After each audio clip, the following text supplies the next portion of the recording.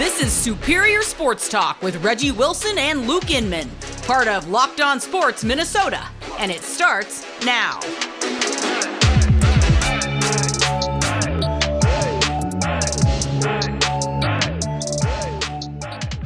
Back at it, another episode of Superior Sports Talk presented by Locked On Sports Minnesota. What's happening today, Reggie? What's up, man? Thursday, we have almost made it through the week. So close, so close. Yeah, we're going to talk Twins lost their second straight. Adam Thielen, while O'Connell in practice. We'll get into all that. Plus later, Reggie sits down with new Timberwolves GM Tim Connelly. It's all coming up on Superior Sports Talk. But first, save time and money when using Rock Auto. Rock Auto is a family-served business serving do-it-yourselfers like Reggie and I for over 20 years. Reliably low prices for every customer. Reggie, they're practically giving away this stuff. It's unbelievable. From brake parts to tail lamps to motor oil, even new carpet for your vehicle. Go to rockauto.com today and see all the parts available for your car or truck, right? Locked on in their How Did You Hear About Us section so they know we sent you. Rock Auto. Amazing prices. That's rockauto.com.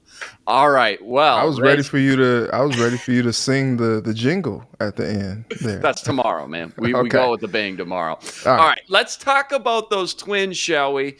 Twins haven't scored a single run in now 20 consecutive innings. After getting shut out the last two games, the Twins lose last night 5-0. Bailey Ober on the mound gets knocked around in his second consecutive shaky start. This time goes 6 innings, 9 hits, 5 earned. Twins bats, however, ice cold again. Of course, Reggie, you got to note, no Buxton, no Correa, no Kepler, no Luis Arraez. So it was obvious this wasn't going to be a double-digit game for their offense like, we're used to seeing every fourth, fifth game, but still got Sanchez, still got Polanco, still got Urshela. Reggie, Twins have now lost 3 of their last 4, 4 of their last 6, and 6 of their last 9 in what was supposed to be their soft spot in the schedule. The lineup and pitching staff is missing guys left and right with injuries and COVID. So where should the fans be on the panic meter right now? There's a high level of concern, Luke. Like, this was supposed to be that soft stretch of the schedule, and they're losing 6 of 9 to teams like the Royals, the Tigers. Like, what's going on here? It was interesting because yesterday we were getting ready for the 6 o'clock show, and it came down like no Arraez, no Buxton, no Kepler. I was like, well, what are they even doing? Why are they even playing this game? What's going on here? Why are we even doing this? What's going on? And like, you knew that maybe it was like, look, I could have seen it going one of two ways. I'm like, of course, all those guys will be out and they end up scoring like 5 or 6 runs. Or what happened last night. But I don't think you really thought that they would get shut out. It was just like, dang, like, can't even muster up a run against the Tigers? Like, it's the Tigers, man. Like, you're not playing the Bears. You're not playing the Lions. You're playing the Tigers. And so I think it was just it was a little deflating from a fan standpoint to see them come out and not be able to muster up just about anything to get going.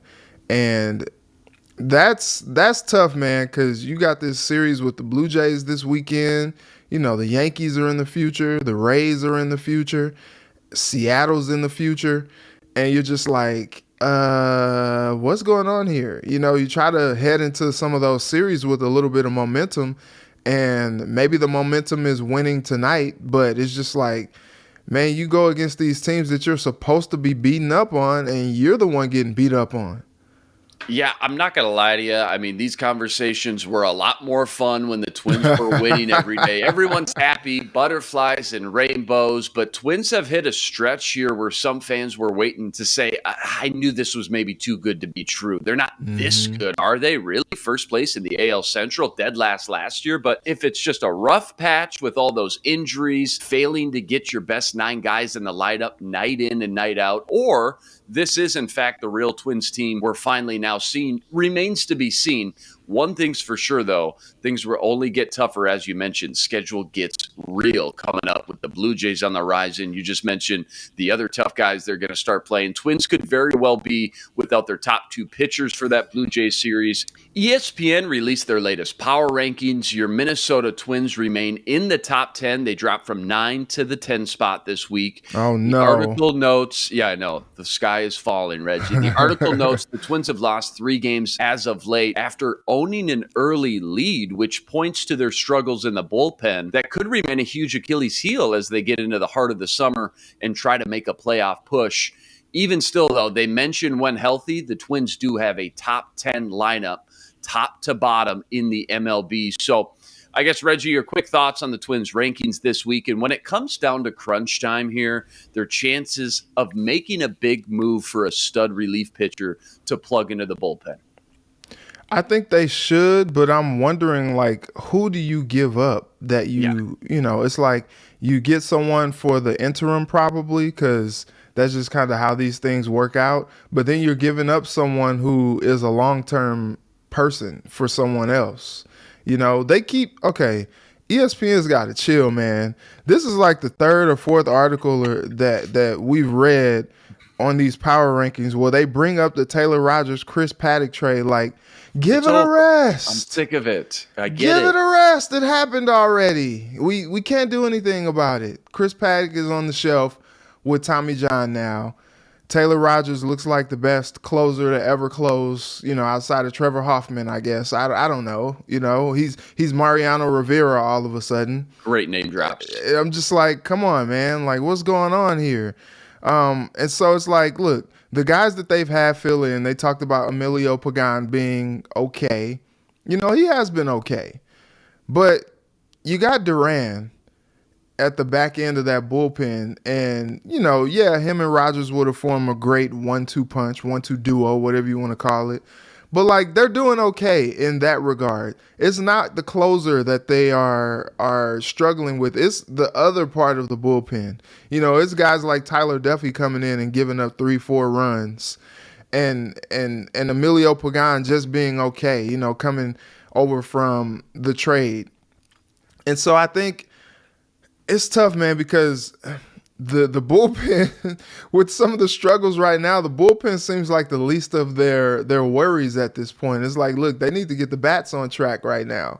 And so if they get the bats on track and then they realize that the bullpen is still just going to be an Achilles heel for the team, which I think that it could be, then that's when you talk about making a deal at the deadline. But then when you do that, it's like, okay, who are you giving up? Because if you want a high-level bullpen arm, or at least a decent bullpen arm, you're going to have to give up someone decent. And that is the scary part, because you're just like, dang, man, like, we like some of the pieces that we got. We just want to get a little bit better. And as we saw with the Paddock Rogers trade, like, you got to spend money to make money. They're going for broke now because, you know, Paddock is on the injured list for the foreseeable future. But it's like, look, if you guys want to take a swing at a reliever that is going to be a difference maker, then maybe you have to give up someone notable to be able to do it. But I think, you know, you start looking at some of these teams that are not doing great. You know, maybe you try to figure out some type of a deal with the Reds, or, you know, one of these teams that are kind of just middling. You know, or not even middling. They're just struggling. And you try to see if you can broker a deal to get someone off of their team that is doing pretty good in their bullpen, that maybe you don't have to give up as much. Because it's going to be tough to try to make a deal with someone and not give up someone that you really value in that organization. After Rogers leaves San Diego Padres in free agency, and Paddock's out here pitching 7 innings strong every 5 days or so, we better see that from ESPN. Keep that same energy. Oh, that's right. And you're right, Reggie. I mean, you're pretty much looking at maybe trading away some of their top prospects, like the catcher Austin Martin's one of their best prospects. Again, mortgaging some future there to get somebody that can give you an instant impact this year as they get in that final stretch of the season in the summer, and then obviously try to make a postseason run. Again, when healthy, experts calling this one of the best 10 lineups in baseball, a lineup that should be beating the Tigers more times than not. And you don't want to overstate the fact, again, they're missing so many big key names like in a game we saw last night. But truth be told, when fully healthy, this team should be a lot of fun when they get cooking once again. White Sox stay put at 14 this week, by the way, and the Guardians drop from 16 to 17 in ESPN's latest power rankings. So there you go. Twins look to pick up the pieces today in an afternoon game. Chris Archer on the mound looking to save the Twins from their recent heartache and get them back on track. First pitch. He needs his first win, man. Yeah, still looking for that first win. Rest assured, Reggie and I will be back tomorrow to break all that down. All right, coming up, we're talking Adam Thielen's high praise from his new head coach. And later, Reggie sits down with new Timberwolves GM Tim Connelly. But first, our partners at BetOnline continue to be your number one source for all your betting needs. Find all the latest odds, news, and sports info, including this year's basketball finals, Major League Baseball, fights, and even NFL futures. Head to the website today or use your mobile device to learn more about the trends in action. BetOnline, it's where the game starts. All right, well, the Vikings' final stretch of practice at OTAs continues today, wraps up June 3rd tomorrow. Yesterday during practice, Adam Thielen apparently made the catch of the offseason thus far with a twisting, toe-tapping catch in the back of the end zone from Kirk Cousins. Thielen was mobbed by the offensive teammates afterwards. It led to head coach Kevin O'Connell giving him high praise in his post-practice press conference. O'Connell called out Thielen's just feel and knack for the red zone specifically. As that field shrinks, the windows get tighter. Thielen's field awareness is one of the best he's ever worked with. So the proof's in the pudding here. Thielen has caught 24 touchdowns in his last 28 games. Clearly one of the better red zone wideouts in the league the past 2 years, and has obviously grown a tight rapport with Kirk Cousins. But now he's got an offensive-minded head coach, a new offensive pass-happy system. So is it realistic or is it foolish to expect Thielen to somehow get better under O'Connell's system and produce at even a higher level? I mean, Reggie, you've been out to TCO. You've watched this offense work up close and personal here. What's your thoughts on Thielen's role in this new offense changing, and what might it look like? First off, what a great week for Adam Thielen, right? He has his charity celebrity softball game. You know, Jefferson hits a home run. Everybody's hitting the gritty. Kirk Cousins hitting the gritty. Thielen's hitting the gritty. They're just really loose right now, and they seem to be really enjoying each other. And I'm excited to see what that does, you know, moving into the season. Like, everybody seems to be really tight and close-knit and having fun with this new regime being in charge. And that's something to be said about, you know, their culture that they're rebuilding there and the chemistry that they are building with one another. Second, Adam Thielen is just a consummate pro, man. Like, last season, we were talking about, I think like in like 7 or 8 games or something, he already had like 10 touchdowns. Like, all the dude was doing was catching touchdowns. And so in this new offense, I don't know if I expect him to be any greater or any more production than he usually has, because I think last year he was on pace for, you know, well over 1,000 yards, double-digit touchdowns. Like, he was going to be a dude anyway. And I think that's what I expect from him. You know, the offense is going to continue to put all the receivers in great positions to make plays.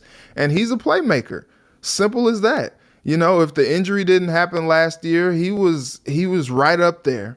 You know, if Justin Jefferson is wide receiver 1, he's wide receiver 1A. You know, and I think Thielen's production should be what we expect from him.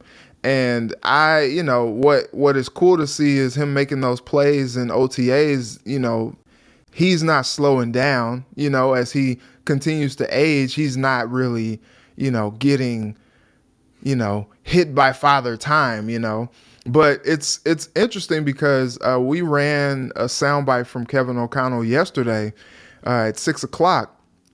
And he is excited, number one, about this offense, but number two, just about the receiver group. I mean, he even raved about them signing Albert Wilson, who is a burner who is versatile on the field, and I think he's excited to be able to employ him in different strategies and also put him maybe back on punt returns as well and see what he can do.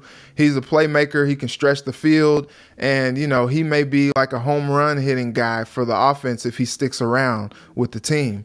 But, as a former quarterback, he was like, man, I really like this receiver group. Like, he was kind of like salivating like he was going to be the guy throwing them passes on Sundays. And so I think he's really excited about the receiver group, and he should be. I mean, guys like Thielen, JJ, Osborne, you got Smith-Marset, who's kind of working his way back from an injury. He was in a walking boot, which really not sure what injury happened to him and when it happened, but he's probably expected to be back by training camp at least. And then, you got guys that you brought in like Jalen Naylor and Albert Wilson. Like, this is a really stacked wide receiver group that I'm sure he's like really, trying to figure out ways to dial up them and put them in positions to get the ball in space and make plays. And what's been funny is, Adam Thielen on a radio show the other day talked about how complex the offense is and how he's just like, man, I'm trying to learn this offense. Kevin O'Connell's offense is quite different than what Thielen has been used to. The concepts are similar. The positions that he's going to be in are similar, but the verbiage, the scheme is different. And so now him and the rest of the offense are having kind of like this crash course in learning the offense. But I think once he gets it, I think he's going to be sensational in this offense. And I'm excited to see just how explosive this offense is with O'Connell pulling the strings. Yeah, remember O'Connell worked with Cooper Kupp, Robert Woods, OBJ in the past, and it's no secret he maximized, obviously, a lot of that potential there. It's going to be a lot of fun and interesting to see what roles he kind of carves up for Justin Jefferson, Adam Thielen, KJ Osborne, not to mention, Dalvin Cook, finding ways to get him the ball out in open space and utilize him in the passing game more than we've seen in the past. We talked about ESPN's rankings of all 32 teams' offseason reports last week. Vikings landed 17 on the list. They just released teams 1 through 16 yesterday. Green Bay Packers found themselves at number 9. Before we get into the article details itself, Reggie, what did you see from the front office? So what was maybe, in your opinion, their best and worst moves the Packers made this offseason? I think the worst move by far was trading Devontae Adams. I think they made their decision that they were going to commit to Rodgers for the rest of his, career, and in essence just priced themselves out of being able to pay Devontae what he wanted. And so they shipped him out to go play with his bestie. And I think that was probably the worst move for me, because now you're talking about a group of largely unproven receivers when it comes to the context of that Packers offense. Sammy Watkins has been a very productive receiver in the league, but he hasn't ever stayed healthy, especially like over the last 3 seasons. And so then you got Christian Watson. You can have high expectations for the guy, but he's a rookie. It's just like, okay, how much can you really expect from, a rookie? But, guys like Justin Jefferson and Jamar Chase having the type of years that they had as a rookie, you're just like, dang, man, that's a lot of pressure to maybe put on a young guy like that, maybe if he needs some more time to develop. And so, they've made all these moves which, to try to, bolster that defense and, drafting a couple guys in the first round and really just kind of go all in on that defensive side. But the offense is always going to be the bread and butter of this team with Aaron Rodgers there. And so when you talk about getting rid of some of his pass catchers, I mean, you got Dillon and Jones in the backfield, so maybe you make a little bit more of an effort to run the football, but it's just like, come on, man, you're not about to neutralize Aaron Rodgers and this passing attack. So if you're going to go for it, you need to go for it. I mean, guys like Julio Jones are still on the market, he would come in and instantly be better than any receiver that you have on that roster, but then now you're talking about another receiver that you're like, dang, man, is he going to stay healthy for as long as we think, because he's a guy that kind of takes a beating out there on the football field, and he has all these nicks and dings and things like that. Really kind of surprised that he's still unsigned, but I thought that a team like Green Bay would be interested in him just because of his production and just him being a veteran guy that is a playmaker in this league and has been for a while. Yeah, first and foremost, like it or not, it's always going to start with the quarterback, and retaining A-Raj on the extension, massive 3-year, $150 million deal, while helping free up money to retain core guys, Rasul Douglas, Devondre Campbell, and of course, Jair Alexander. That was huge. They've committed to A-Raj, and in all likelihood, he'll retire as a Packer, as he should. But this is it, Reggie. I mean, this is their window. The time is right now. And in the NFC, you got the Rams coming off a Super Bowl, basically returning their same team. Tom Brady's coming in hot and angry. He wants one more. And then you've got the Niners, Cowboys, Cardinals, Eagles, all getting better. And you know you're going to have to bring your A game and have a complete team, top to bottom. And that starts with a championship defense. And they've certainly used so many assets, early draft picks, salary cap on that side of the ball the last 2 years. And I think we're really going to see the identity of this team change into a more well-rounded team that many games you sit down and you watch and see a Packers team led by and carried by the defense for the first time that we've seen in maybe the past decade under A-Raj. So the only thing you really have to be worried about if you're a Packer fan is who Aaron Rodgers is throwing the ball to. Like you said, now they've used an early round pick on Christian Watson, who I love as a prospect coming out. But if you go back and look at Rodgers' track record, he's not known for getting rookies involved in the passing game early and often, and would much rather lean on veterans that have been in the league, better route runners, know where they're supposed to be on the field when he scrambles out and extends the plays and understands how to read NFL defenses at a higher level. So I think you're doing Watson a disservice by expecting him to just come in and fill the shoes of a number one receiver in the entire league like Davante Adams, and instead should expect a much more spread him out passing game.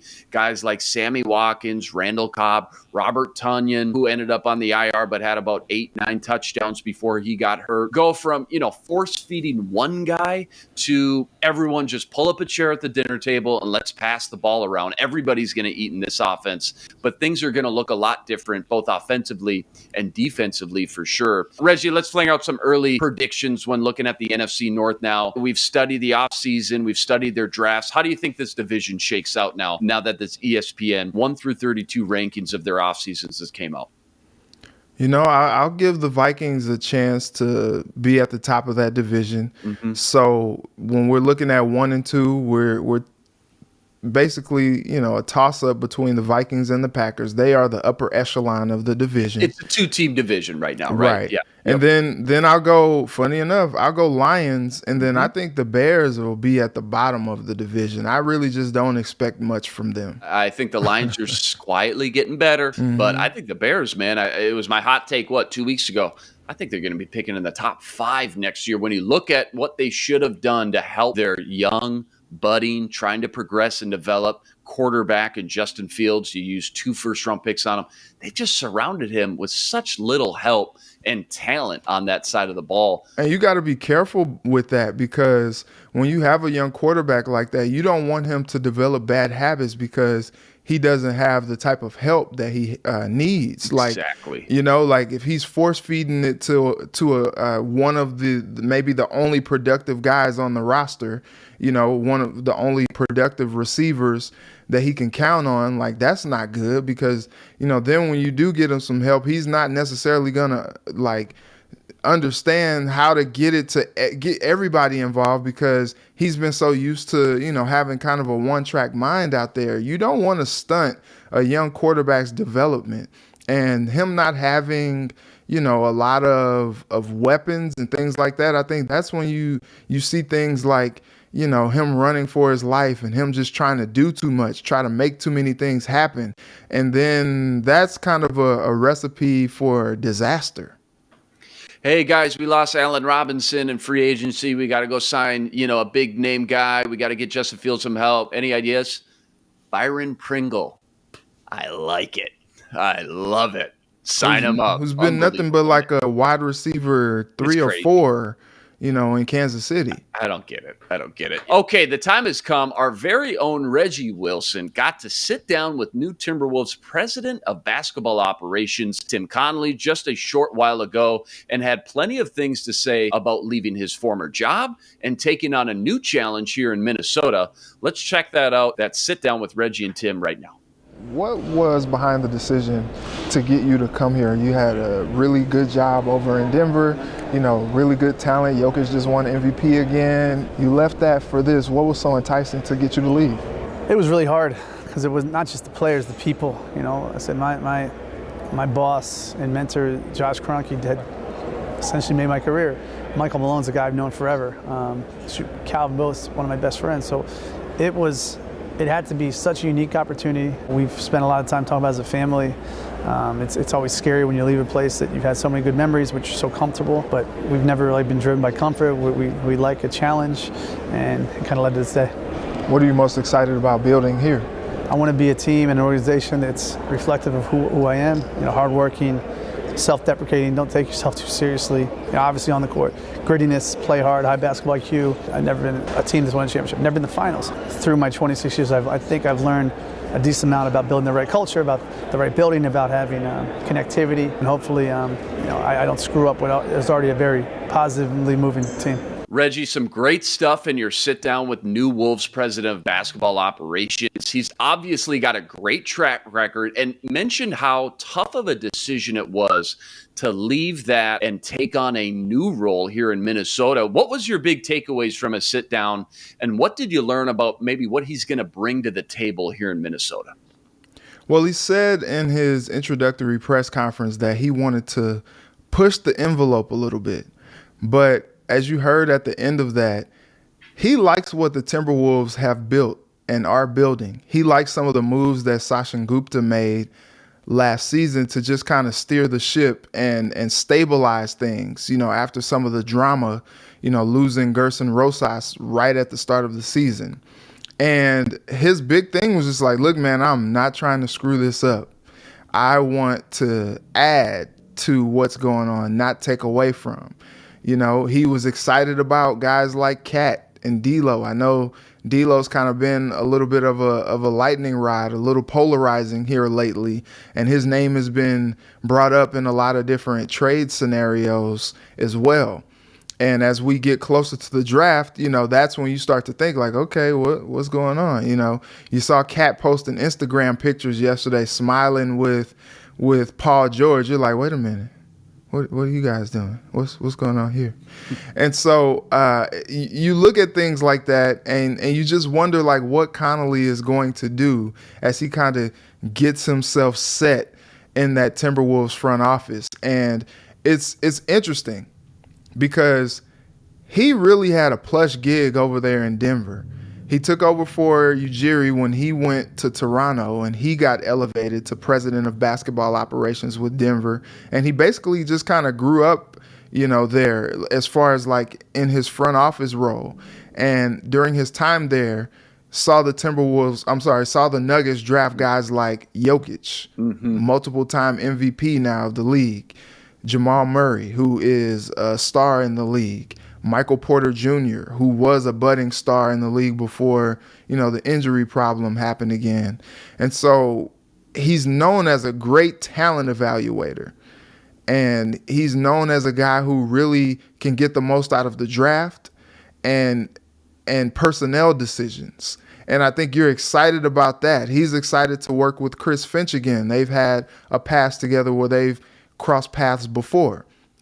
And so, like, he's excited about what the team is building. And, oh, yeah, they gave him $40 million. And, oh, yeah, they gave him ownership equity in the team as well, which he didn't really want to talk about because he said, I really don't even understand the whole contractual thing. He's like, I'm just here. But I think he wanted a new challenge. He talked about how, this was not something that was built for him to just be comfortable. He's not just in this thing to be comfortable. He wants to be challenged. And I think he looked at this as a new challenge. And for a long time, the Timberwolves have been kind of like a middling franchise, a franchise, that it really has just been needing to get over the top. And I think he looked at it as a challenge. Like, if I can make this team relevant, he's like, look, I haven't been to the NBA Finals before, but I think I know what it takes to build a team and have a culture of winning. And if he can do that, where he can have the Timberwolves relevant year after year, they're in the conversation about, trying to win the West, I think that's going to be something that will always be a part of his legacy, much more than maybe what he could do in Denver. Yeah, when asked what he wants to build here specifically, called out building a team that's reflective of who he is personally, hardworking, on the court, looking for grittiness, play hard, high basketball IQ.